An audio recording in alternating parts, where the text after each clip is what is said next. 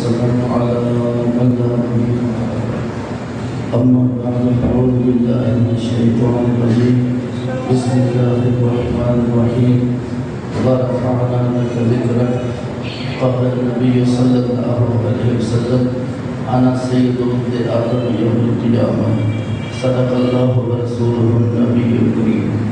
میرے انتہائی باعث احترام بھائیوں اور دوستوں، اللہ تبارک و تعالی نے نبی اکرم صلی اللہ علیہ وسلم کا ذکر بلند فرمایا. حضور علیہ السلام نے حضرت جبرائیل علیہ السلام سے پوچھا اس آیت کی تفسیر کیا ہے؟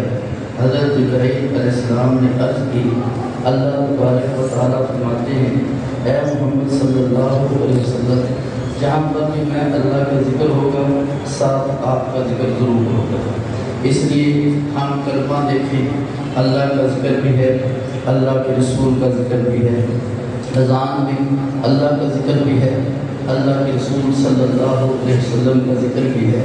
درود میں اللہ کا ذکر بھی ہے، اللہ کے محبوب صلی اللہ علیہ وسلم کا ذکر بھی ہے. آپ جہاں پر بھی دیکھیں گے، بلکہ یوں کہہ دیں ہر جگہ جہاں پر حکم الہی ہے، یہ ذکر الہی ہے. لیکن طریقہ مصطفیٰ نہ ہو وہ عمل قابل قبول نہیں، چاہے جتنا بھی اچھا اور جتنا بھی اعلیٰ عمل کیوں نہ ہو. اس لیے دونوں چیزوں کو برابر لے کر چلنا، دونوں چیزوں کا موجود ہونا ضروری ہے. اگر دو چیزیں موجود ہوں تو عمل قبول ہوتا ہے، اگر دو چیزیں نہیں ہیں تو عمل قبول نہیں ہوتا. اللہ تبارک و تعالی نے نبی کریم صلی اللہ علیہ وسلم کے ذریعے ہمیں سیدھا راستہ دکھایا، ہمیں راہ راست دکھایا اور ہمیں ہر وہ خیر کا عمل دکھایا جس کو اختیار کر کے ہم دنیا آخرت کی کامیابیاں حاصل کر سکتے ہیں. ہر جگہ پر ہم نے دو ذکر دیکھنے ہیں، ذکر مصطفیٰ بھی ہو، ذکر الہی بھی ہو، وہ عمل قابل قبول ہے. اگر ان میں سے ایک چیز ہے تو وہ عمل قابل قبول نہیں. انتہائی اہم چند باتیں آپ حضرات کے سامنے رکھوں گا. ہم ہر چیز میں ان دو چیزوں کو دیکھتے جائیں. صحابہ کا مزاج یہی تھا کہ نبی کریم صلی اللہ علیہ وسلم سے سنت سیکھتے، اس پہ عمل کرتے، اللہ کے نبی علیہ السلام دیکھ کر اس کو پاس کر دیتے کہ بالکل آپ کا عمل ٹھیک ہے. قرآن کریم کی آیت نازل ہوئی وَأَقِیمُوا الصَّلَاةَ، نماز قائم کرو. اللہ کے نبی صلی اللہ علیہ وسلم نے صحابہ کو ارشاد فرمایا صلوا کما رأیتمونی اصلی، آپ مجھے دیکھو نماز پڑھتے، تم ایسی نماز پڑھو جیسے تم مجھے نماز پڑھتے دیکھو. اللہ کے نبی نے اس آیت پر عمل کر کے دکھایا اور صحابہ کو فرمایا میری نماز دیکھو. حضور علیہ السلام ایک موقع پر ممبر پہ چڑھے اور ممبر پہ کھڑے ہو کے اللہ کے نبی نے نماز پڑھی. نماز پڑھنے کے بعد نبی کریم صلی اللہ علیہ وسلم کی رکعت پوری ہونے کے بعد نیچے اترے، پھر آپ نے سجدہ کیا، پھر ممبر پہ چڑھے، پھر آپ نے رکعت پڑھی اور نیچے اتر کے سجدہ کیا، کیونکہ ممبر پہ سجدہ ہو نہیں سکتا تھا. حضور علیہ السلام نے ممبر پہ نماز اس لیے پڑھی تاکہ دور تک صحابہ کرام حضور کی نماز کو دیکھ لیں اور سیکھ لیں کہ ہم نے تقریم الصلاۃ پر عمل کیسے کرنا ہے. حضور کی نماز صحابہ نے دیکھ لی، دور تک نماز دیکھ کر صحابہ نے حضور سے نماز سیکھ لی. اللہ کے نبی علیہ السلام نے صحابی کو نماز پڑھتے دیکھا. 131 صفحہ ابو داؤد جلد اول، 132 صفحہ ابو داؤد جلد اول، دونوں پر دو حدیثیں موجود ہیں. حضور علیہ السلام نے صحابی کی نماز دیکھی، نماز ٹھیک نہیں پڑھی، صحابی نے غلطی کی. حضور علیہ السلام نے فرمایا صلی فإنک لم تصلی، نماز پڑھ، تو نے نماز نہیں پڑھی. صحابی نے پھر نماز پڑھی، پھر غلطی ہوئی. حضور علیہ السلام نے فرمایا صلی فإنک لم تصلی، نماز پڑھ، تو نے نماز نہیں پڑھی. صحابی نے پھر نماز پڑھی. آپ نے فرمایا صلی فإنک لم تصلی، نماز پڑھ، تو نے نماز نہیں پڑھی. صحابی نے 3 بار نماز پڑھی. جب چوتھی بار حضور نے فرمایا نماز پڑھ، تو نے نماز نہیں پڑھی. صحابی عرض کرنے لگے حضور میں اس سے اچھی نماز نہیں پڑھ سکتا. اللہ کے نبی علیہ السلام نے ان کو صحیح نماز پڑھوائی، صحیح نماز پڑھا کر اللہ کے نبی علیہ السلام نے اس نماز کو پاس کیا. فرمایا اگر تو نے یہ عمل کر لی تیری نماز مکمل ہو جائے گی. اور پوری امت کو حکم دے دیا کہ جو عمل بھی کر کے آنا ہے ما انا علیہ و اصحابی میرے اور میرے صحابہ کے نقش قدم پہ چل کے آنا ہے. حضور علیہ السلام نے آیت اتری ہے, اس کی تفسیر اللہ کے نبی نے عملی طور پر کر کے صحابہ کو دکھائی اور فرمایا مجھے دیکھو جس طرح میں نماز پڑھوں گا تم نے اس طرح نماز پڑھنی ہے. پھر صحابہ سے نماز پڑھائی. پڑھانے کے بعد اللہ کے نبی نے جہاں پہ کمی دیکھی وہ کمی بتا کر صحیح نماز پڑھا کر امت کو فرما دیا کہ تم نے اس طرح نماز پڑھنی ہے جیسے میں نے صحابہ کرام کو سکھائی ہے. نبی کریم صلی اللہ علیہ وسلم نے ہر چیز صحابہ کی تربیت میں یوں کی. عبداللہ بن مسعود رضی اللہ تعالی عنہ ایک بڑے جلیل قدر صحابی ہیں. حضرت عمر بن خطاب رضی اللہ تعالی عنہ کے پاس ایک بندہ ہے. آگے کہنے لگا اے عمر کوفہ کا ایک بندہ ہے جو ہم قرآن کریم اوپر سے دیکھ کے پڑھ رہے ہوتے ہیں, وہ بندہ ہماری غلطی نکال دیتا ہے کہ تم نے ٹھیک نہیں پڑھا یوں پڑھو, ٹھیک نہیں پڑھا یوں پڑھو. ہم تو دیکھ کے پڑھ رہے ہوتے ہیں, وہ زبانی غلطی نکالتا ہے اور کہتے ہیں ایسے نہیں ایسے پڑھو. حضرت عمر بن خطاب کو غصہ آنا ایک طبی بات تھی. بہت غصہ آیا, بڑا غیر محتاط بندہ ہے جو ان کے دکھے ہوئے کا اعتبار نہیں کرتا, زبانی بتا دیتا ہے. اتنی بات تھی, باتیں کرتے کرتے اس بندے کی زبان سے لفظ نکلا. کہنے لگا آپ کو پتا ہے بندہ کون ہے؟ وہ عبداللہ بن مسعود رضی اللہ تعالی عنہ ہے. حضرت عمر بن خطاب کا غصہ ٹھنڈا ہونا شروع ہوا یہاں تک کہ بالکل نارمل ہوئے. اور پھر حضرت عمر رضی اللہ تعالی عنہ نے ایک واقعہ سنایا. آپ نے اسلام صدیق اکبر اور میں یعنی عمر بن خطاب ہم تین بندے حضرت ابوبکر صدیق کے گھر میں عشاء کی نماز کے بعد مسلمانوں کے امور میں غور و فکر کرنے کے لیے بیٹھے تھے. حضور علیہ السلام نے فرمایا اٹھو چلو مسجد میں چلتے ہیں. ہم وہاں سے چلے مسجد میں گئے. مسجد میں ایک بندہ کھڑا ہو کے نماز پڑھ رہا تھا اور تلاوت کر رہا تھا. حضرت عمر بن خطاب فرماتے ہیں میں نے چاہا کہ میں اس بندے کو خاموش کرا دوں کہ اللہ کے نبی تشریف لے آئے ہیں, آپ بس کریں نماز مکمل کر دیں. لیکن حضور علیہ السلام نے اشارہ کیا کہ اس بندے کو کچھ نہ کہو, اس کو قرآن پڑھنے دو. وہ بندہ تلاوت کرتا رہا یہاں تک کہ اس نے رکوع کیا, سجدہ کیا, اپنی نماز کو مکمل کیا. مکمل کرنے کے بعد اس بندے نے دعا مانگی. جب وہ دعا مانگ رہا تھا حضور فرما رہے تھے سل تو مانگ تجھے عطا کیا جائے گا. وہ بندہ دعا مانگتا رہا. اس سے یہ بھی پتہ چلا کہ اس دور میں نماز کے بعد دعا مانگنے کا رواج تھا. وہ بندہ دعا مانگ رہا تھا, حضور فرما رہے تھے سل تو ہوتا مانگ تجھے عطا کیا جائے گا. اتنی بات کے بعد اس بندے نے رخ پھیرا, واپس مڑا, اٹھ کے چل دیا. حضرت عمر بن خطاب فرماتے ہیں میں نے دیکھا وہ عبداللہ بن مسعود رضی اللہ تعالی عنہ تھے. حضور علیہ السلام نے فرمایا من سرہ ان یقرأ القرآن رتبا کما انزل فلیقرأ بقراءۃ ابن ام عبد. جس کا دل چاہے میں قرآن ایسے پڑھوں جیسے قرآن اترا تھا, وہ عبداللہ بن مسعود کے قرات پہ پڑھے. عبداللہ بن مسعود بالکل قرآن ایسے پڑھتے ہیں جیسے قرآن اترا تھا. اللہ کے نبی نے صحابہ کو پڑھایا. اللہ کے نبی نے پڑھانے کے بعد صحابہ سے سنا. اللہ کے نبی نے سننے کے بعد ان کو نتیجہ سنایا. اور ہمیں کیا فرمایا اگر قرآن سیکھنا ہو میری امت کے 4 بڑے قاری ہیں, تم نے قرآن ان سے سیکھنا ہے. ان میں ایک اہم ترین نام عبداللہ بن مسعود رضی اللہ تعالی عنہ کا ہے کہ اگر تم نے قرآن سیکھنا ہے ان سے سیکھو. صحابہ کو حضور نے تربیت دی ہے, سکھایا ہے. سکھانے کے بعد امت کو سپرد کیا کہ تم نے میرا اور صحابہ کا عمل اختیار کر کے اس کو لے کر چلنا ہے. وہ جنت میں پہنچ چکے, تم وہ عمل اختیار کرو گے جنت میں پہنچو گے. میں چند باتیں نماز کے حوالے سے عرض کر دوں. ہم اہل سنت والجماعت, ہمارا نام ہی اہل سنت ہے. اہل سنت کا معنی ہر بندے کو آتا ہے سنت والے, سنت پر عمل کرنے والے, سنت پر چلنے والے, سنت کو اختیار کرنے والے. آپ حضور کی ساری احادیث مبارکہ پڑھ لیں, کہیں پر آپ کو یہ نظر نہیں آئے گا کہ جس نے میری حدیث پر عمل نہیں کیا وہ ایسا ہے ایسا ہے ایسا ہے, یا میری حدیث پر عمل کرو. جہاں آپ دیکھیں گے آپ کو یہی نظر آئے گا کمر راگے پر سنت ہی پہلے ہی سمجھ جس نے میں محمد کی سنت سے اراد کیا وہ ہم سے نہیں ہے. یا آپ کو یہ ملے گا الطارق سنت ہی, 6 शख्सों पे आपने लानत फरमाई। एक फरमाया अतारिक सुन्नती, मेरी सुन्नत का तारिक। आपको ये मिलेगा कि जिस बंदे ने मेरी मुर्दा सुन्नत को जिंदा किया उसको 100 शहीद का अजर मिलेगा।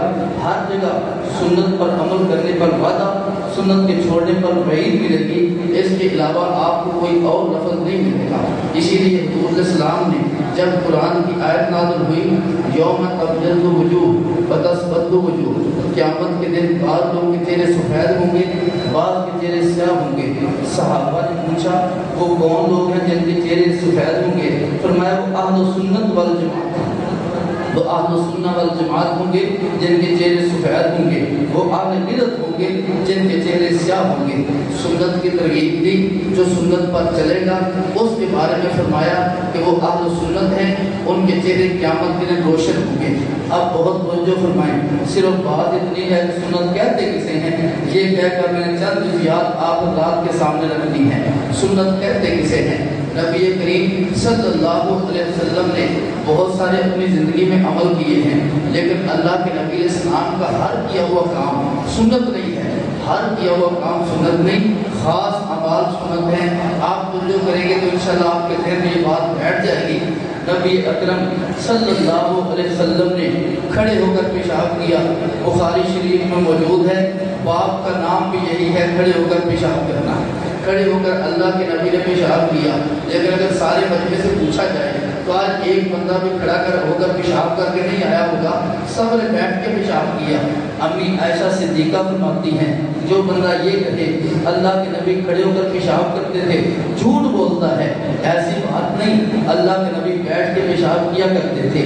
अब बहुत तवज्जो फरमाएं, 2 हदीसें आई। एक हदीस में खड़े होकर पेशाब करने का तज़किरा है, दूसरी हदीस में अम्मी आयशा सिद्दीक़ा गवाही करती हैं हुज़ूर बैठ के पेशाब किया करते थे। सारे मसलकों के मुताबिक जितने मिसालें के उलमा है सब इस बात पर मुत्तफिक हैं कि खड़े होकर पेशाब करना सुन्नत नहीं है। ये मेरे नबी का इस्तरार था, ये मेरे नबी की मजबूरी थी। चाहे घुटना मुबारक में तकलीफ थी, चाहे नीचे की जगह गंदी थी, कपड़े खराब होने का अंदेशा था, या कमर मुबारक में तकलीफ थी जिस वजह से हुजूर बैठ नहीं सकते थे। ये अल्लाह के नबी की उज़र का हालत का काम है, उज़र का फेल है, ये सुन्नत फेल नहीं है। इसलिए सब ने किसी ने भी इस पर अमल नहीं किया। एक असूल मुझे और आपको समझ आया, जो काम अल्लाह के नबी मजबूरन करें, हालत इस्तरार में करें, किसी उज़र की बुनियाद पे करें, वो हदीस होता है, सुन्नत नहीं होता। खड़े होकर पेशाब करना हदीस है तो सुन्नत नहीं है। नंबर 2, अल्लाह के नबी ने नमाज पढ़ी, बुखारी शरीफ 169 सफ़े पर मौजूद है। अल्लाह के नबी ने नमाज पढ़ी, अज़ाए वज़ू को 1 बार धोया। फिर अल्लाह के नबी ने नमाज पढ़ी, अज़ाए वज़ू को 2 बार धोया। फिर अल्लाह के नबी ने नमाज पढ़ी, अज़ाए वज़ू को 3 बार धोया। आज हमने जो वज़ू किया है, हमने अज़ा को कितनी बार धोया जी? 3 बार। हमने कितनी बार धोया जी? 3 बार। हुज़ूर अलैहिस्सलाम ने 1 बार धो के फरमाया ये ऐसा वज़ू है जिसके बगैर अल्लाह नमाज को कबूल नहीं करता। फिर हुज़ूर ने 2 बार धोया, फरमाया इसमें फजीलत है। फिर हुज़ूर ने 3 बार धोया और फरमाया ये मेरा वज़ू है, ये मुझसे पहले अंबिया का वज़ू है। इससे एक उसूल और कानून सामने आया, जो काम अल्लाह के नबी जायज़ बताने के लिए करे वो हदीस होता है, लेकिन सुन्नत नहीं होता। 1 बार अज़ाए वज़ू का धोना हदीस है, सुन्नत नहीं। 2 बार धोना हदीस है, सुन्नत नहीं। 3 बार धोना हदीस भी है, सुन्नत भी है। हमने अमल किस पे करना है जी? सुन्नत पे। 3 बार हमें उसूल का पता चला, जो काम अल्लाह के नबी उम्मत को जायज़ बताने के लिए करे वो हदीस होता है, लेकिन सुन्नत नहीं होता। नंबर 3, अल्लाह के नबी इस्लाम ने नमाज पढ़ने का तरीका सहाबा को बताया। मिंबर पे चढ़ के नमाज पढ़ी है, मिंबर पे सजदा नहीं हो सकता था, नीचे उतर के सजदा किया। फिर मिंबर पे चढ़ के नमाज पढ़ी, फिर नीचे उतर के सजदा किया। दुनिया का कोई मौलवी आपने नहीं देखा होगा जो मिंबर पे चढ़ के नमाज पढ़े, नीचे उतर के सजदा करे। लेकिन अगर आप किसी को ये हदीस दिखाएं कि आपने तो कभी इस मुर्दा सुन्नत को जिंदा नहीं किया, 100 शहीदों का अजर आपने कभी नहीं लिया, इस पे चढ़ के नमाज पढ़ो, नीचे उतर के सजदा करो, जवाब एक ही देगा, कहेगा हुजूर ने सिखाने के लिए ये अमल किया था, ये अमल सुन्नत नहीं है, ये सिखाने के लिए था, सुन्नत नहीं है। हमें एक उसूल मिला, जो काम اللہ کے نبی سکھانے کے لیے کریں وہ حدیث ہوتا ہے، سنت نہیں ہوتا۔ یہ منبر پہ چڑھ کے نماز پڑھنا یہ حدیث ہے، سنت نہیں۔ ظہر میں قرآن اونچا پڑھنا یہ حدیث ہے، سنت نہیں۔ سلام اونچا پڑھنا حدیث ہے، سنت نہیں۔ تعوذ اونچا پڑھنا حدیث ہے، سنت نہیں۔ بسم اللہ اونچی پڑھنا حدیث ہے، سنت نہیں۔ ہمیں حکم ہے اپنی سنت پر عمل کرنا ہے۔ ہمیں ایک اصول ملا، جو کام اللہ کے نبی سکھانے کے لیے کریں وہ حدیث ہے، سنت۔ آپ نے عمل کس پہ کرنا ہے؟ نمبر 4، نبی اکرم صلی اللہ علیہ وسلم نے بیک وقت 9 بیویاں نکاح میں رکھی، لیکن امتی کے لیے گنجائش نہیں۔ پتا چلا یہ اللہ کے نبی کی خصوصیت ہے، امتی کے لیے جائز نہیں ہے۔ 169 صفحہ بخاری جلد اول پہ ہے، اللہ کے نبی علیہ السلام سو کے اٹھے، وضو نے کیا، آپ نے وطر پڑھے۔ حضرت امی عائشہ صدیقہ نے عرض کیا حضور آپ وضو سے پہلے سو گئے تھے؟ آپ نے فرمایا اے عائشہ ان عینی تنامان ولا ینام قلبی، میں محمد کی آنکھیں سوتی ہیں میرا دل نہیں سوتا۔ حضور سو کے اٹھے ہیں، وضو نہیں کیا، نماز پڑھ لی ہے، میں اور آپ سو کے اٹھیں، وضو کرنا ضروری ہے۔ اگر ایسے نماز پڑھیں گے ہر بندہ جاہل کہے گا اب سو کے اٹھنا وضو نہ کرنا صحیح حدیث بخاری کی ہے۔ اور اسی طرح یک وقت 9 بیویاں نکاح میں رکھنا حدیث رسول ہے، لیکن سنت اس ایک اصول سمجھ آیا، جو کام اللہ کے نبی کی خصوصیت ہو وہ حدیث ہوتا ہے، سنت نہیں ہوتا۔ ہم نے عمل کس پہ کرنا ہے؟ سنت پہ عمل کرنا ہے۔ جو کام اللہ کے نبی کی خصوصیت ہے وہ حدیث ہے، سنت نہیں ہے، اس لیے ہم سنت پر عمل کرتے ہیں۔ اس حدیث پر عمل کرنے کی ہمیں اجازت ہی نہیں ہے۔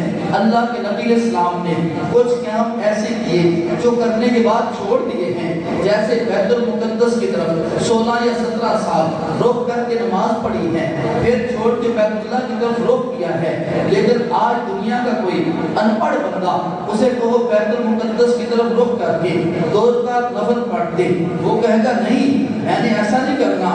اسے کہو حضور نے کیا تھا، وہ کہے گا کرنے کے بعد چھوڑ دیا تھا۔ جب کرنے کے بعد چھوڑ دیا ہے اب وہ حدیث تو ہے، سنت نہیں ہے۔ اس سے ہمیں اصول ملا، جو کام اللہ کے نبی کرنے کے بعد چھوڑ دیں وہ حدیث ہوتا ہے، سنت نہیں ہوتا۔ جس کو حضور نے چھوڑا ہے اس کا کرنا سنت نہیں ہے۔ چھٹی قسم، جس کو اللہ کے نبی نے کیا ہے کرنے کے بعد چھوڑا نہیں ہے، یہ حدیث بھی ہے، یہ سنت بھی ہے۔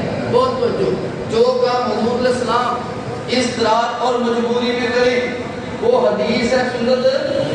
جیسے کھڑے ہو کر پیشاب کرنا، جو کام اللہ کے نبی جائز بتانے کے لیے کرے وہ حدیث ہے، سنت نہیں۔ جیسے اعضائے وضو کو ایک بار دھونا، جو کام اللہ کے نبی سکھانے کے لیے کرے وہ حدیث ہے، سنت نہیں۔ جیسے منبر پہ چڑھ کے نماز پڑھنا، نیچے اتر کے سجدہ کرنا، جو کام اللہ کے نبی کی خصوصیت ہو وہ حدیث ہے، سنت نہیں۔ جیسے بیک وقت 9 بیویاں نکاح میں رکھنا، جس کام کو اللہ کے نبی کرنے کے بعد چھوڑ دیں وہ حدیث ہے، سنت نہیں۔ جیسے بیت المقدس کی طرف رخ کر کے نماز پڑھنا، جس کام کو حضور کریں کرنے کے بعد چھوڑے نہیں وہ حدیث بھی ہے، سنت بھی ہے۔ ہم نے عمل کس پہ کرنا ہے؟ آپ نے عمل سنت پر کرنا ہے، وہ حدیث بھی ہے، سنت بھی ہے۔ مجھے آپ کو کیسے پتہ چلے گا یہ کام اللہ کے نبی نے تعلیماً نہیں کیا، یہ کام حضور کی خصوصیت نہیں ہے، یہ کام اللہ کے نبی نے جائز بتانے کے لیے نہیں کیا، یہ کام اللہ کے نبی نے کرنے کے بعد چھوڑا نہیں ہے، یہ کام اللہ کے نبی نے تعلیماً نہیں کیا، مجھے آپ کو کیسے پتہ چلے؟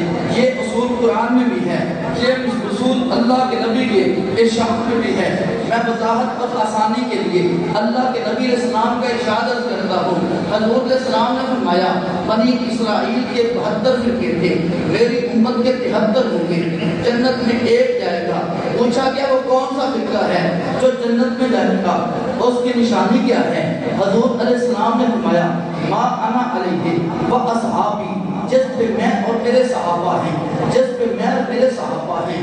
اگر حضور فرماتے جس پہ میں ہوں تو منبر پہ کھڑا ہو کے نماز پڑھنے والا کہتا میں سنت مصطفیٰ پہ ہوں، منبر پہ چڑھ کے نماز پڑھنے والا کہتا میں سنت مصطفیٰ پہ ہوں، سو کے اٹھ کے بے وضو نماز پڑھنے والا کہتا میں سنت مصطفیٰ پہ ہوں، سجدے میں رفع یدین کرنے والا کہتا میں سنت مصطفیٰ پہ ہوں، زور کی نماز میں قرآن پوجا پڑھنے والا کہتا میں سنت مصطفیٰ پہ ہوں۔ لیکن حضور علیہ السلام نے یہ فیصلہ فرمایا ما انا علیہ و اصحابی، جو میرے اور میرے صحابہ کے طریقے پر ہو۔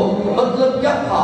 میری جس حدیث کو صحابی لے لے وہ سنت ہے تو ہم نے بھی لے لینی ہے، جس کو صحابی چھوڑ دے وہ پہلی قسموں میں سے کوئی قسم ہے، وہ سنت، وہ پہلی قسموں میں سے کوئی قسم ہے، سنت نہیں ہے۔ اب اہل سنت والجماعت جس طرف پہ نماز پڑھتے ہیں، اہل سنت والجماعت ایسے اس مسجد میں جس طرف پہ نماز پڑھتے ہیں وہ طریقہ، وہ طرز ہے جو اللہ کے نبی کا سنت طریقہ ہے، جس کو صحابہ نے اختیار کیا تھا۔ اسی تمہید کے سامنے رکھتے ہوئے میں چند زیادت کرتا ہوں، ہم جب نماز پڑھتے ہیں اللہ اکبر کہہ کر ہاتھوں کو کانوں تک اٹھاتے ہیں۔ حضرت برا بن عازب رضی اللہ تعالی عنہ سے 116 صفحہ ابو داؤد جلد اول پر ہے، اللہ کے نبی کو میں نے دیکھا، آپ نے نماز شروع کی، اللہ اکبر فرمایا، ہاتھوں کو کانوں تک اٹھایا، کانوں کی دور تک اٹھایا۔ ہم بھی نماز پڑھیں، ہاتھ کانوں تک اٹھاتے ہیں۔ 5 صحابہ یہی شہادت دیتے ہیں کہ اللہ کے نبی اپنے کانوں تک ہاتھ اٹھاتے تھے۔ ہم کہاں تک اٹھاتے ہیں؟ ہم بھی 5 صحابہ کہتے ہیں اللہ کے نبی کا عمل یہی تھا، کانوں تک ہاتھ اٹھاتے تھے۔ ان 5 صحابہ میں سے ایک صحابی کہتے ہیں ثم اتیتهم فرأیتهم یرفعون ایدیهم الی صدورهم فی افتتاح الصلاۃ وعلیہم ملانس واقصیہ۔ میں پھر دوبارہ آیا ان کے پاس، حضور اور صحابہ کے پاس، وہ جب نماز شروع کرتے ہاتھوں کو سینے تک اٹھاتے تھے۔ انہوں نے جبے پہنے ہوئے تھے، گرم لمبی ٹوپیاں پہنی ہوئی تھی، سردی شدید تھی۔ جب جبہ پہنا ہوا ہو ہاتھ اوپر اٹھتے ہی نہیں ہیں۔ اس لیے جس صحابی نے سینے تک ہاتھ اٹھانے کا ذکر کیا، ساتھ ادھر ذکر کیا کہ جبہ پہنا ہوا تھا، اس وجہ سے ہاتھ سینے تک اٹھے ہیں۔ جن 5 صحابہ نے نماز پڑھنے کا عام طریقہ ذکر کیا، ان 5 نے کانوں تک ہاتھ اٹھانے کا ذکر کیا۔ اہل سنت والجماعت حدیث کے منکر نہیں، اہل سنت والجماعت حدیث پر عمل کرنے والے ہیں۔ ہم کہتے ہیں جو سینے تک ہاتھ اٹھے تھے وہ عذر تھا، جو کانوں تک اٹھے تھے وہ سنت تھی۔ ہمیں حکم سنت پر عمل کرنے کا ہے، عذر پر عمل کرنے کا ہمیں حکم نہیں ہے۔ اس سے ہم اللہ اکبر کہہ کے ہاتھوں کو کانوں تک اٹھاتے ہیں، سینے تک نہیں اٹھاتے۔ ہاتھ کہاں تک اٹھاتے ہیں؟ 5 صحابہ کہتے ہیں حضور نماز پڑھتے ہاتھ کانوں تک اٹھاتے۔ ان 5 میں سے ایک کہتے ہیں جب میں دوبارہ آیا تھا، جبے پہنے ہوئے تھے، ہاتھ سینے تک اٹھائے تھے۔ جس میں سینے تک ہیں وہاں عذر ہے، جہاں کانوں تک ہیں وہاں کوئی عذر نہیں۔ جہاں عذر نہ ہو وہ سنت ہے، جہاں عذر ہے وہ حدیث ہے، سنت نہیں ہے۔ اس لیے ہم کس پہ عمل کرتے ہیں؟ نہیں، ہاتھ کانوں تک اٹھاتے ہیں۔ نمبر 2، ہم اللہ اکبر کہہ کے ہاتھوں کو باندھ دیتے ہیں، اور باندھتے بھی ناف کے نیچے ہے بہت توجہ۔ اللہ اکبر کہہ کے ہم ہاتھوں کو یوں رکھ کے ناف کے نیچے باندھتے ہیں۔ اللہ کے نبی اسلام جب نماز پڑھتے تھے، مصنف ابن ابی شیبہ پہلی جلد 139 صفحہ ہے، ایک کا ایک مختلف صفحے ہیں، پر ایک جو ایڈیشن یہاں سے چھپا ہے ملتان سے، اس کا 139 صفحہ ہے۔ حضرت وائل بن حجر فرماتے ہیں اللہ کے نبی کو میں نے دیکھا، آپ نے نماز شروع کی، آپ نے بائیں ہاتھ کے اوپر دائیں رکھا اور ناف کے نیچے رکھا۔ کہاں جی؟ ناف کے نیچے رکھا۔ اس کو حضرت علی فرماتے ہیں اللہ کے نبی کی سنت یہ ہے جب بندہ نماز پڑھے بائیں ہاتھ کے اوپر دائیں رکھے اور ناف کے نیچے رکھے۔ حضرت علی کون شخص ہیں؟ مسروق تابعی کہتے ہیں شاممت اصحاب محمد فوجدت علمهم الى انتہا الى ستہ۔ میں نے اصحاب محمد کا علم دیکھا، 7 اصحاب کا علم 6 بندوں میں بند تھا۔ ثم شاممت ستہ، میں نے 6 کے علم کو پرکھا۔ فوجدت علمهم انتہا الى علی و عبداللہ اللہ، ان سب کا علم 2 صحابہ میں بند تھا۔ ایک صحابی کا نام علی المرتضیٰ ہے، دوسرے صحابی کا نام عبداللہ بن مسعود ہے۔ حضرت علی فرماتے ہیں مصطفیٰ کی سنت یہ ہے، بائیں ہاتھ کے اوپر دایاں رکھو اور ناف کے نیچے رکھو۔ میں نے عرض کیا تھا جس کو صحابی سنت کہے گا، جس کو صحابی لے لے گا، ہم بھی اسے سنت کہیں گے، پھر صحابی بھی وہ افضل علی، اس امت کے سب سے بڑے قاضی اور جج، سب سے بڑے فیصل، جن کو فیصلے کی دعا اللہ کے نبی نے فرمائی تھی۔ فرماتے ہیں ساری زندگی 2 اختلافی باتوں میں فیصلہ کرنے میں کبھی دقت نہیں ہوئی، انہوں نے فیصلہ کر دیا کہ ناف کے نیچے ہاتھ باندھنا سنت ہے۔ ہم نے بھی کہا ناف کے نیچے ہاتھ باندھنا۔ حضرت ابو ہریرہ رضی اللہ تعالی عنہ، بعض لوگ کہہ دیتے ہیں صوفیہ جو مجاہدے کرتے ہیں سنت سے ثابت نہیں ہے، سنت پڑھی ہو تو پتہ ہو۔ حضرت ابو ہریرہ بھوک و پیاس سے مصطفیٰ کے گھر میں پڑے رہتے تھے، بے ہوش ہوتے۔ اس دور میں مرغی کا علاج یہ تھا، گردن دبائی جاتی تھی، لوگ آگے گردن دباتے، فرماتے ہیں مجھے مرغی نہیں ہوتی تھی، مجھے تو بھوک ہوتی تھی، جس وجہ سے بے ہوش ہوتا تھا۔ مصطفیٰ علیہ السلام نے نہیں فرمایا ابو ہریرہ اٹھو جا کے کماؤ روٹی کھاؤ پھر ادھر آنا۔ وہ مجاہدہ جو مصطفیٰ کے سامنے کیا، اللہ کے نبی نے اس مجاہدے کو قبول کیا، اللہ کے نبی کی حدیث سے ثابت ہو گیا وہ مجاہدہ۔ تو صوفیاء بھی وہی مجاہدے کرتے ہیں، اگر کسی نے نہیں پڑھا تو بات علیحدہ ہے۔ حضرت ابو ہریرہ الاوسط میں لکھا ہے، فرماتے ہیں مصطفیٰ کی سنت یہ ہے جب بندہ نماز پڑھے بائیں ہاتھ کے اوپر دایاں رکھے، ناف کے نیچے رکھے۔ حضرت انس فرماتے ہیں تمام انبیاء کی 3 باتوں میں تمام انبیاء کا اتفاق رہا، ایک تو سحری دیر سے کھانا، افطار جلدی کرنا، لیکن سورج ڈوبنے کے بعد افطار جلدی کرنا، سحری دیر سے کھانا اور ناف کے نیچے ہاتھ باندھنا۔ اس سے جو ناف کے نیچے ہاتھ نہیں باندھ رہا یہ تمام انبیاء کی سنت کی مخالفت ہے۔ تمام انبیاء کی سنت ہاتھ ناف کے نیچے باندھنا۔ ہم نماز پڑھے ہاتھ کہاں باندھتے ہیں جی؟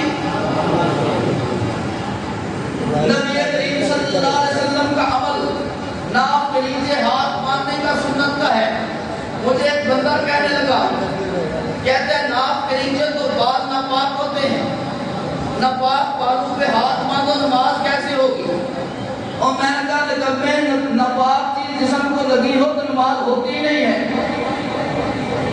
ناپاک چیز لگی ہو تو نماز۔ دوسری بات، اگر صدر پہ بال ناپاک ہے کپڑے کے اوپر سے ہاتھ رکھے اور نماز نہیں ہوتی، جب تشہد بیٹھتے ہو اس وقت بھی تو رانوں پہ ہاتھ رکھتے ہو، یہ بھی صدر ہے نا، تو پھر تو نماز آپ کی بھی نہیں ہونی چاہیے۔ خیر یہ تو ڈھکوسلے ہیں، سنت کے مقابلے میں اس کی کوئی اہمیت نہیں ہوتی۔ خلیفہ راشد حضرت علی فرماتے ہیں سنت ہے، حضرت ابو ہریرہ فرماتے ہیں سنت ہے، حضرت انس فرماتے ہیں تمام انبیاء کی سنت ہے۔ اسی اہل سنت بھی ہاتھ ناف کے نیچے باندھتے ہیں، ہاتھ ناف کے نیچے باندھتے ہیں، سنت یہ ہے۔ ہم اس کے بعد ثنا پڑھتے ہیں، چاروں خلفاء ثنا پڑھتے تھے، ہم تعوذ پڑھتے ہیں، چاروں خلفاء تعوذ پڑھتے تھے، قرآن و سنت دونوں سے ثابت ہے۔ پھر ہم تسمیہ پڑھتے ہیں بسم اللہ، اس کے بعد ہم 2 چیزیں پڑھتے ہیں، سورہ فاتحہ پڑھتے ہیں اور سورت پڑھتے ہیں۔ 52 صحابہ سے یہ مفہوم ہے کہ جو بندہ 2 چیزیں نہ پڑھے اس کی نماز نہیں ہوتی۔ 2 چیزیں کون کون سی؟ نمبر 1 سورہ فاتحہ اور نمبر 2 سورت یا زائد قرآن کہہ لیں۔ سورہ فاتحہ اور زائد تلاوت 2 چیزیں 52 صحابہ سے نہیں پڑھو گے نماز نہیں ہوگی۔ ایک حوالات کر دیتا ہوں، 169 صفحہ مسلم جلد اول پر ہے، حضرت ابو ہریرہ راوی ہیں، جو بندہ فاتحہ اور سورت نہ پڑھے اس کی نماز نہیں ہوتی، لیکن یہ دونوں وہ پڑھے گا جو اکیلا ہے، وہ پڑھے گا جو امام ہے، جو مقتدی ہے وہ دونوں کو نہیں پڑھے گا۔ بہت توجہ کریں، تفسیر ابن کثیر میں لکھا ہے، اس کا حوالہ اس لیے کر رہا ہوں کہ میسر ہے آپ اللہ کو۔ تفسیر ابن کثیر میں لکھا ہے حضور نماز پڑھاتے ہیں، تلاوت صحابی تلاوت کرتے، جو حضور پڑھتے وہی وہ صحابی پڑھتے، جو حضور تلاوت کرتے وہی صحابی تلاوت کرتے۔ قرآن کی آیت اتری وَإِذَا قُرِئَ الْقُرْآنُ فَاسْتَمِعُوا لَهُ وَأَنصِتُوا لَعَلَّكُمْ تُرْحَمُونَ۔ جب قرآن کریم کی تلاوت کی جائے کان لگا کے سنو اور خاموش رہو تاکہ تم پہ رحم کیا جائے۔ فتاوی ابن تیمیہ 23ویں جلد جو 37 جلدوں میں ہے اس کی 23ویں جلد ہے، جو 20 جلدوں میں ہے اس کی 12ویں جلد ہے۔ احمد بن حنبل رحمہ اللہ فرماتے ہیں پوری امت کا اجماع ہے یہ آیت نماز کے بارے میں نازل ہوئی ہے جب امام قرآن پڑھ رہا ہو، مقتدی کے ذمے دو کام ہیں، فَاسْتَمِعُوا لَهُ آواز آ رہی ہے کان لگا کے سنو، انصتوا آواز آئے یا نہ آئے تم نے چپ رہنا ہے۔ جو تفسیر میں نے عرض کی یہ آج سے 1000 سال پہلے احکام القرآن جساس امام جساس کی کتاب اس میں اس کا یہی مطلب لکھا ہے کہ فَاسْتَمِعُوا لَهُ جہری نمازوں کے لیے ہے، انصتوا ساری نمازوں کے لیے ہے۔ تو قرآن کہتا ہے جہری نماز بھی ہو امام کے پیچھے قرآن کی تلاوت کی گنجائش نہیں ہے، سری نماز بھی ہو امام کے پیچھے تلاوت کی گنجائش نہیں ہے۔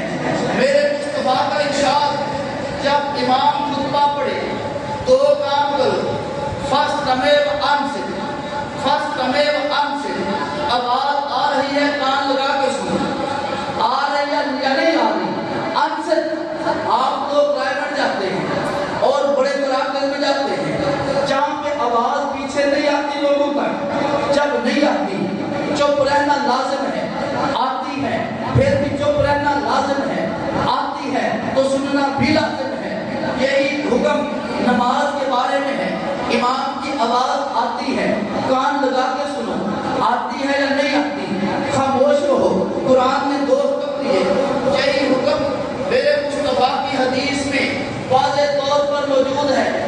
61 صفحہ ابن ماجہ راوی حضرت جابر رضی اللہ تعالی عنہ من کان لہو امام فقراۃ الامام لہو قراۃ، جس بندے کا امام ہو اس کا قرآن پڑھنا مقتدی کا قرآن پڑھنا ہے، مقتدی کو قرآن پڑھنے کی ضرورت نہیں ہے۔ اللہ کے نبی کا ارشاد 61 صفحہ ابن ماجہ سیاستہ میں سے اس میں موجود ہے۔ صحابی کا فتویٰ زید بن ثابت صحابی کسی موضوع کتاب کا نام نہیں لے رہا، مسلم کے 215 صفحہ جلد اول پر ہے، ان سے پوچھا گیا امام کے ساتھ تلاوت کی جائے، انہوں نے فرمایا نہیں، لا قراءۃ مع الامام فی شیء، کسی چیز میں بھی امام کے ساتھ قرآن کی تلاوت مقتدی کے لیے نہیں ہے۔ صحابی نے بھی وہی فتویٰ دیا۔ 42 صفحہ 3 جلد اول پر جابر بن عبداللہ صحابی کا فتویٰ، من صلی رکعۃ لم یقرأ فیہا بأم القرآن فلم یصلی الا ان یکون وراء الامام، جو کوئی بندہ نماز پڑھے اس میں فاتحہ نہ پڑھے اس کی نماز نہیں ہوتی، ہاں امام کے پیچھے ہے تو پڑھنے کی ضرورت نہیں ہے۔ صحابی نے فتویٰ دیا اکیلے نماز پڑھو فاتحہ نہ پڑھو نماز نہیں ہوگی، لیکن مقتدی ہے تو پھر پڑھنے کی ضرورت نہیں ہے۔ قرآن بھی یہی کہتا ہے امام کے پیچھے قرآن پڑھنے کی ضرورت نہیں، حدیث بھی یہی کہتی ہے امام کے پیچھے تلاوت کی ضرورت نہیں، صحابی کا فتویٰ بھی یہی کہتا ہے امام کے پیچھے فاتحہ پڑھنے کی ضرورت نہیں۔ ہم بھی یہی کہتے ہیں کہ امام کے پیچھے قرات کرنے کی ضرورت، یہی فتویٰ حضرت صدیق اکبر کا مصنف عبد الرزاق میں ہے، یہی فتویٰ حضرت عمر بن خطاب کا مصنف عبد الرزاق میں ہے، یہی فتویٰ حضرت عثمان کا مصنف عبد الرزاق میں ہے، یہی فتویٰ حضرت علی کا مصنف عبد الرزاق میں ہے۔ اس لیے ہم کہتے ہیں فاتحہ امام نے پڑھنی ہے، سورت امام نے پڑھنی ہے، مقتدی نے کان لگا کے سننا ہے، خاموش رہنا۔ مقتدی کو پڑھنے کی اجازت ایک بات ذہن میں آ رہی ہو، لوگ کہتے ہیں 102 صفحہ بخاری جلد اول پر لکھا ہے لا صلاۃ لمن لم یقرأ بفاتحۃ الکتاب، جو فاتحہ نہ پڑھے اس کی نماز نہیں ہوتی۔ اب آپ کیا کہیں گے؟ اس روایت کے راوی کا نام سفیان بن عیینہ ہے جو بخاری کے استاد ہیں، وہ کہتے ہیں ابو داؤد 126 سبب پر ہاذا لمن یصلی وحدہ، یہ اس بندے کے لیے جو اکیلا نماز پڑھے۔ کس کے لیے ہے جی؟ اکیلے کے لیے ہے، جو فاتحہ نہ پڑھے گا نماز نہیں ہوگی۔ یہ مقتدی کے لیے صحابی رسول جابر بن عبداللہ فرماتے ہیں اکیلے کے لیے ہے۔ پیاری سبا ترمذی امام احمد بن حنبل فرماتے ہیں یہ اکیلے کے لیے ہے۔ صحابی کہتے ہیں یہ اکیلے کے لیے، راوی کہتے ہیں اکیلے کے لیے، احمد بن حنبل کہتے ہیں اکیلے کے لیے، ہم بھی کہتے ہیں اکیلا ہے تو اس نے لازمی پڑھنا ہے، دوسرے بندے نے نہیں پڑھنا۔ امام پڑھے گا، اکیلا پڑھے گا، مقتدی کے ذمہ قرآن کی تلاوت نہیں ہے۔ اور توجہ فرمائیں، حضور السلام نے غیر المغضوب علیہم الضالین فرمایا، پھر حضور نے آمین فرمایا۔ دو حدیثیں ایک صحابی سے، وائل بن حجر فرماتے ہیں حضور السلام نے غیر المغضوب علیہم الضالین کے بعد آمین فرمایا، ومد بہا صوتہ، اپنی آواز کو لمبا کیا۔ دوسری حدیث اسی صفحے پر صحیح سند سے حضرت وائل بن حجر فرماتے ہیں حضور السلام نے آمین فرمایا، وَأَخْفَى بِهَا صَوْتَهُ، اپنی آواز کو پست رکھا۔ کیا کیا جی؟ ہم منکر حدیث نہیں، ہم حدیث کو ماننے والے ہیں، ہم حدیث کا انکار نہیں کرتے۔ جس حدیث میں اونچی آواز ہے، وائل بن حجر صحابی راوی ہے، جس میں آہستہ آواز ہے، وائل بن حجر صحابی راوی ہے، ہم صحابی راوی سے پوچھتے ہیں عمل کس پہ کریں؟ الاسماء والکنا، ابو بشر دولابی کی کتاب ہے۔ وائل بن حجر خود صحابی کہتے ہیں حضور نے اونچی آمین فرمائی تھی ہمیں سکھانے کے لیے۔ کس لیے تھی؟ کس لیے؟ جو کام سکھانے کے لیے ہو۔ میں نے عرض کیا تھا حدیث ہوتا ہے سنت، اسی لیے عمر بن خطاب آمین آہستہ فرماتے ہیں، حضرت علی آمین آہستہ فرماتے ہیں، عبداللہ بن مسعود آمین آہستہ فرماتے ہیں، ہم بھی آمین آہستہ کہتے ہیں۔ میں نے عرض کیا ایک صحابی ہیں، ان سے حضور نے آمین اونچی فرمائی، اسی صحابی سے آمین آہستہ فرمائی، اسی صحابی سے ہے کہ جو حضور نے آمین اونچی فرمائی تھی وہ ہمیں سکھانے کے لیے فرمائی تھی۔ تو جو کام سکھانے کے لیے ہو وہ حدیث ہوتا ہے سنت، ہم پابند ہیں سنت کے۔ ایسے ایک چھوٹا سا مکالمہ سن لیں۔ اگاڑا میں جانا ہوگا، ایک وہاں پہ مہمان مولانا صاحب تشریف لائے ہوئے تھے، دوسرا مہمان میں پہنچ گیا موقع پر۔ میں نے عرض کیا مولانا صاحب سنا مسئلے بڑے اچھے سمجھاتے ہیں، مجھے بھی کوئی سمجھا دیں۔ مولانا صاحب نے فرمایا کہ پوچھ لو کون سا سمجھنا ہے۔ میں نے کہا چلو کوئی سمجھا دو، اگر آپ نے ایک بھی سمجھا دیا تو باقی ویسے ہی آپ کے مار جاؤں گا۔ انہوں نے کہا پھر آمین سمجھا دیتا ہوں آپ کو، آمین اونچی کہنے کا سمجھا دیتا ہوں۔ میں کہا بسم اللہ کرے سمجھائیں، بہت تو جدل بات ہے۔ انہوں نے فرمایا کہ حضرت بخاری میں موجود ہے۔ میں نے کہا میرا سوال پہلے سمجھے، بخاری ابھی رکھ دے۔ میرا سوال یہ ہے مغرب کی نماز تم پڑھو باجماعت، پہلی دو رکعتوں میں آمین اونچی ہے، آخری ایک رکعت میں آمین آہستہ۔ عشاء باجماعت پڑھو، پہلی دو رکعتوں میں آمین اونچی ہے، آخری دو میں آہستہ۔ فجر باجماعت پڑھو، تمہاری آمین اونچی ہے، اگر اکیلے پڑھو تو آہستہ، اگر اکیلی نماز پڑھو ساری عشاء میں آمین آہستہ، ساری فجر میں آمین آہستہ، ساری مغرب میں آمین آہستہ، ظہر میں آمین آہستہ، عصر میں آمین آہستہ، ساری نمازوں میں آمین آہستہ۔ میرا سوال یہ ہے اونچی کی بات میں نہیں کرتا، اگر اونچی کے لیے حدیث کی ضرورت ہے تو آہستہ آمین کے لیے بھی حدیث کی ضرورت ہے۔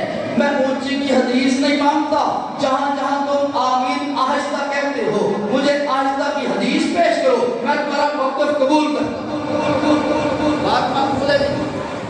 اونچی آمین کے لیے بھی حدیث کی ضرورت ہے، آہستہ حدیث کے لیے آمین کے لیے بھی حدیث کی، تو جہاں جہاں آہستہ کہی جاتی ہے آہستہ کی حدیث پیش کرو۔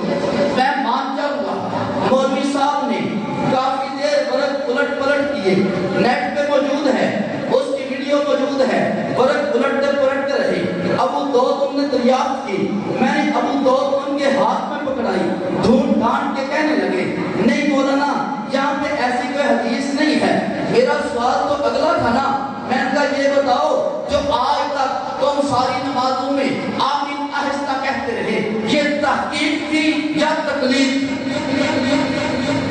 بات واضح کرو، اگر تحقیق تھی تو حدیث لاؤ، اگر تقلید تھی بتاؤ تمہارے سابقہ اعمال کدھر گئے؟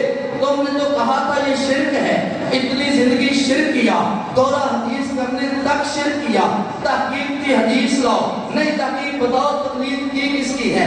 کہتا ہے جی تحقیق بھی نہیں ہے تقلید بھی نہیں ہے۔ میں کہا یار تو کمال کی ہے، ہم نے بکری بکرے میں تیسری نسل دیکھی تھی، کٹی کٹے میں دیکھی تھی، مرد اور عورت میں دیکھی تھی، مثلاً پہلی دفعہ دیکھا ہے، تحقیق بھی نہیں ہے تقلید بھی نہیں، تحقیق بھی نہیں ہے تقلید بھی۔ بہت توجہ فرمائیے، بہت توجہ۔ میں آج کر رہا تھا اونچی آمین کیوں کہی جاتی ہے، آج تک کیوں کہی جاتی ہے؟ ہم نے کہا اونچی آمین اللہ کی توجہ فرمائیے، اونچی آمین اللہ کے نبی علیہ السلام نے تعلیماً فرمائی ہے اور آہستہ بطور سنت فرمائی ہے، صحابہ نے اسی لیے آہستہ آمین فرمائی ہے۔ اس پہ اور بات عرض کر دوں میرے دوستو، اگر یوں کہا جائے کہ مجھے حدیث میں آیا ہے کہ جب قرات اونچی ہو آمین اونچی کہو، آہستہ ہو آمین آہستہ کہو، میں کہا جی یہی حدیث دکھا دو، ہم پھر بھی مان جائیں گے کہ حضور نے فرمایا ہو جہاں قرات اونچی ہو آمین اونچی کہو، جہاں قرات آہستہ ہو آمین آہستہ کہو۔ اگر اللہ کے نبی کا فرمان نہیں ہے تو اپنی طرف سے فرمان بنانے کی ضرورت بہت توجہ فرمائیں۔ نبی کریم صلی اللہ علیہ وسلم نے تعلیماً اونچی فرمائی، سنت آہستہ ہے، تعلیماً اونچی فرمائی، سنت آہستہ، اس لیے صحابہ آہستہ کہتے تھے۔ مجھے کہتے ہیں حدیث میں اونچی کا ذکر آیا ہے، میں کہا دوستا شاید ظہر میں اونچی فرمائی ہو، شاید عصر میں اونچی فرمائی ہو، شاید نفلوں میں اونچی فرمائی ہو، شاید اکیلی نماز میں فرمائی ہو، آپ متعین تو کرو نا، فلاں میں اونچی فرمائی تھی، فلاں میں آہستہ فرمائی تھی، لیکن جب تعین نہیں ہے تو تیرا مسئلہ ثابت ہی نہیں ہے۔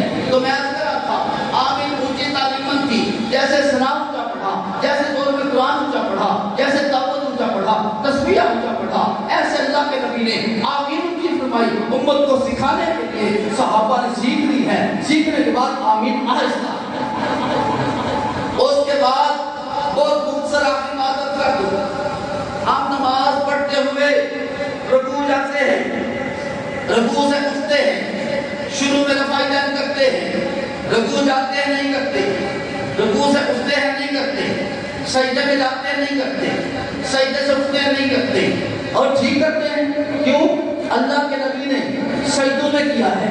165 سوا نسائی اول کے 3 حدیثیں ہیں، پھر حضور نے چھوڑ دیا تھا، ہم نے بھی چھوڑ دیا، پھر حضور نے رکوع والا کیا، 158 161 دو جگہوں پہ ہے، پھر رکوع والا کیا، پھر رکوع والا چھوڑ دیا۔ جب حضور نے چھوڑ دیا تو ہم نے بھی ایک صحابی کی حدیث سامنے رکھ لو، بات بڑی آسانی سے سمجھ آئے گی۔ صحابی کا نام عبداللہ بن عمر ہے۔ عبداللہ بن عمر سجدے کی رفعتین کے راوی ہیں، سجدے کے درمیان کی رفعتین کے راوی ہیں، سجدے کے درمیان کی رفعتین 304 صفحہ مصنف ابن ابی شیبہ پہلی جلد میں ہے، ہر حدیث کی رفعتین 278 صفحہ مسند مسند حمیدی میں موجود ہے، رکوع سے اٹھتے جانے کی سیاستہ میں موجود ہے، فقط شروع کی مسند حمیدی جلد 277 صفحہ پر موجود ہے۔ ساری حدیثیں روایت کرنے والے ایک صحابی عبداللہ بن عمر ہیں۔ اب کس پہ عمل کرنا ہے، کس کو چھوڑنا ہے؟ آؤ دیکھو، جس کو صحابی لے لے تم بھی لے لو، جس کو صحابی چھوڑ دے تم بھی چھوڑ دو۔ یہ صحابی 3 جگہوں پہ ذکر آیا، 162 صفحہ تحاوی جلد اول پر مجاہد تابعی کہتے ہیں عبداللہ بن عمر کو شروع کے علاوہ کبھی کہیں رفعتین کرتے میں نے نہیں دیکھا، 162 صفحہ تحاوی ہے۔ اور اسی طرح مصنف ابن ابی شیبہ 267 صفحے پہ مجاہد تابعی کہتے ہیں عبداللہ بن عمر کو شروع کے علاوہ میں نے کبھی کہیں رفعتین کرتے نہیں دیکھا۔ عبدالعزیز بن حکیم مبتدا امام محمد کے 93 میں فرماتے ہیں میں نے عبداللہ بن عمر کو شروع کے علاوہ کبھی کہیں رفعتین کرتے نہیں دیکھا۔ اور عبداللہ بن عمر بھی اپنی بات کی تائید بڑے کھلے الفاظ میں اخبار و کہاوت محدثین 214 صفحے پر فرماتے ہیں کننا مع رسول اللہ صلی اللہ علیہ وسلم، ہم اللہ اللہ کے نبی کے ساتھ ہوتے تھے. نرفع ایدینا فی بعد الاسلام, نماز کے شروع میں ہم ہاتھوں کو اٹھاتے تھے. وفی داخل اسلام عند رکوع, ہم نماز کے اندر رکوع کے وقت بھی ہاتھوں کو اٹھاتے تھے. فلما حاضر النبی صلی اللہ علیہ وسلم الی المدینہ, جب اللہ کے نبی کے ساتھ ہم نے مدینہ ہجرت کی, تارکا رفع الیدین فی داخل الصلاۃ عند رکوع, اللہ کے نبی نے نماز کے اندر رکوع کے وقت پر رفع الیدین چھوڑ دیا. جس کو حضور نے چھوڑا صحابی نے چھوڑا, جس کو صحابی نے چھوڑا اہل سنت نے چھوڑا. میں نے عرض کیا تھا جو عمل حضور چھوڑ دے وہ کرنا سنت, اس لیے حضور نے چھوڑ دیا, ہم نے بھی. یہ نسائی کہتے ہیں حضور نے چھوڑ دیا تھا. ابو داؤد نے دوسرا باب قائم کر کے ترک رفع الیدین کا بتا دیا, حضور نے چھوڑ دیا تھا. ترمذی نے دوسرا باب ترک کا قائم کر کے بتا دیا, چھوڑ دیا تھا. ہم نے بھی کہا چھوڑ دیا تھا. ترمذی نے بہت بڑا اعلان کیا ترک رفع الیدین کی حدیث ذکر کر کے, فرمایا کہ یقول غیر واحد من اہل العلم من اصحاب النبی صلی اللہ علیہ وسلم والتابعین, بہت سارے اہل علم صحابہ اور تابعین جب نماز پڑھتے فقط شروع میں ہاتھ اٹھاتے تھے اور کئی ہاتھ نہیں اٹھاتے تھے. جہاں صحابہ کا عمل تھا اہل سنت کا وہی عمل ہے کیونکہ ما انا علیہ و اصحابی کا مصداق اہل سنت والجماعت ہے. مصطفیٰ کا بھی طریقہ ہے, صحابہ کا بھی طریقہ ہے. یہی راستہ ہے, یہی جنت کا راستہ ہے. اس کے علاوہ جنت کا راستہ نہیں ہے. جس پہ صحابہ چل کے جنت پہ پہنچ کے ہم اس راستے پر چلیں گے, انشاءاللہ وہیں پہنچیں گے جہاں صحابہ پہنچے. آخر دعوانا الحمدللہ رب العالمین.